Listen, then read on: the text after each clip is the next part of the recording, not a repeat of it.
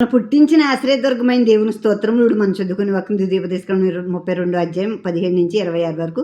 వారు దేవత్వం లేని దెయ్యములకు, తాము ఎరగని దేవతలకు, కొత్తగా పుట్టిన దేవతలకు, తమ పితరులు భయపడిన దేవతలకు బలి అర్పించిరి. నిన్ను పుట్టించిన ఆశ్రయదుర్గమును విసర్జించితివి, నిన్ను కనిన దేవుని మరిచితివి, యెహోవా దాన్ని చూశాను. ఇప్పుడు చూడండి, మనుషులు దేవుడు ఎన్నో మేలు చేశారు ఇశ్రాయేల్కి, అన్నీ అనుభవిస్తున్నారు, సమృద్ధి అంతా అనుభవిస్తున్నారు. అనుభవించాక వాళ్ళ దేవత్వం అంటే దైవత్వం ఏమాత్రము లేని ఆ విగ్రహాలని వాటిని దేవతలు దేవుళ్ళని ఒక పేర్లు పెట్టేసుకోవడం, ఒక చెట్టునో పొట్టనో ఎటునో వాటికి ఏవో పేర్లు వాళ్ళ ఇష్టమైన పేర్లు పెట్టేసుకోవడం, అయ్యే దేవుళ్ళు అయ్యే దేవతలని వాళ్ళు పుట్టించేసుకుని ఆ దేవతల్ని వాళ్ళు పూజిస్తున్నారు. పుట్టించిన వాడిని వదిలేశారు, వాళ్ళు పుట్టించుకున్న వాటిని పూజించడం మొదలుపెట్టారు. మనల్ని కనిన దేవుడిని వాళ్ళు మరిచారంట.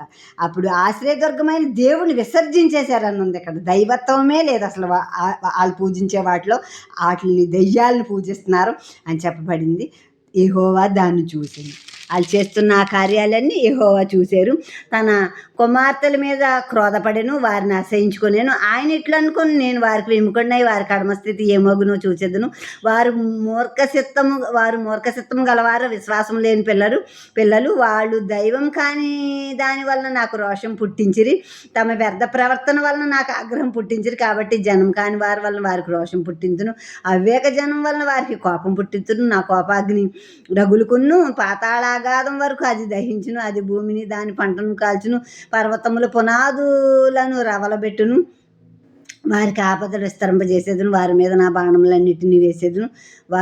వారు కరువు చేత క్షీణించుదురు, మంట చేత క్రూరమైన హత్య చేతను హరించిపోదురు. బురదలో ప్రాకు పాముల విషమును, మృగముల కోరలను వారి మీదకి రప్పించేదును. బయట ఖడ్గమును, లోపట భయమును, యవ్వనులను, కన్యకలను, శిశువులను, నేర్చిన తల వెంట్రుకలు కలుగలవా వారిని నశింపజేయును, వారిని దూరమునకు చెదరగొట్టును. ఇప్పుడు ఆయన చూసినప్పుడు వాళ్ళ క్రియలు, వాళ్ళ మీద ఆయనకి క్రోధం కలిగింది, అసహ్యం కలిగి వాళ్ళకి ఎముకుడైపోయి దేవుడు వాళ్ళ కడమ స్థితి ఎలా ఉంటుందో చెప్తున్నా. అంటే కడపటి స్థితి ఎలా ఉంటుందో చెప్తున్నారు. మూర్ఖం కలిగి విశ్వాసం లేని వారిగా అయిపోయి వాళ్ళు చేసిన దానికి అంతటి దేవుడికి రోషం కలిగింది. వాళ్ళకు కూడా ఆ అన్యజనుల వల్ల రోషం, నాకు ఎలాగ రోషం పుట్టించారో కాని దాన్ని చేసి అన్యజనుల వల్ల వాళ్ళకు కూడా రోషం పుట్టించారు. జనాల్లోకి తరిమేస్తాను అంటే ఎంత సమీపంగా దేవుడు తీసుకున్నారో వారిని అంత దూరంగా తరిమిపాడేస్తాను వాళ్ళని. నాకు కోపాగ్ని రగిలింది వాళ్ళ మీద. నేను చేసింది తిని, నేను పెట్టింది తిని, నేను చేసిన పనిగా వాళ్ళు ఉండక నాకు విరోధంగా ఉన్నారని అక్కడ శిక్షలే చెప్తున్నారు అన్నీ అనమాట. దూరంగా తరిమి వేస్తానని శిక్షలు ఇవన్నీ.